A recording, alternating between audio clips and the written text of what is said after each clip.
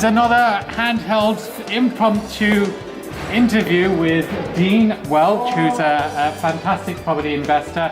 Get the great secrets from this man. Hi, I'm Dean Welch. Hi, I'm Marcella Heath.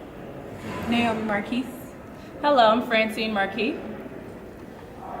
Well, we're going to start with Dean, trying to know for those people who are watching right now and starting in the business of real estate,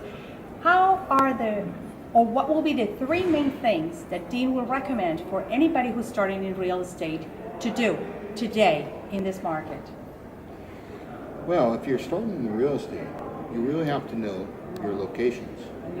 And in the locations, what I mean by that is knowing the demographic of the location and seeing if the location is suitable for your project. Because if you don't know the demographic of the community, that location may not be the project for you.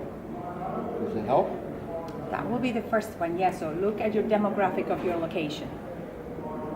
The second one will be, what's the second thing that you will look for when you're starting as an investor? You would want to get into the city and ask the city if there's anything up and coming once you do have a location.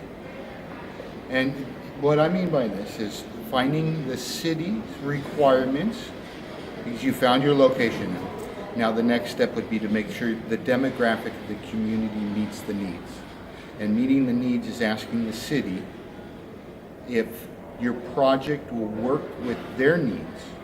What I like to do is, when I find a project myself, I would ask the community what they need, and if their needs will be able to work with me, I will go ahead and further on that project.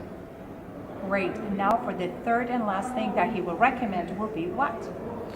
After you have the city approval, meaning all the checking done, zonings, permits, whatever easements might be on that property, or anything else that consists with the property, at that point, I would see if the property was able, and your goals with that property, what you would be doing with it. Are you going to keep it for a long term?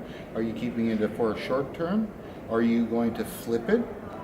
And these three other steps, as I just referred to, you would actually have to know those steps before getting into the project. Great. Now I'm going to pass it to Naomi. Hi, Naomi. Dean. Hi, Dean. How are you today? Great. How are you? Very good, Naomi. My question was, how do you get funded if you're getting started for the first time? What are some sources that you can use for funding? There's many ways. If you have good credit and good, stable condition, I would recommend going conventional.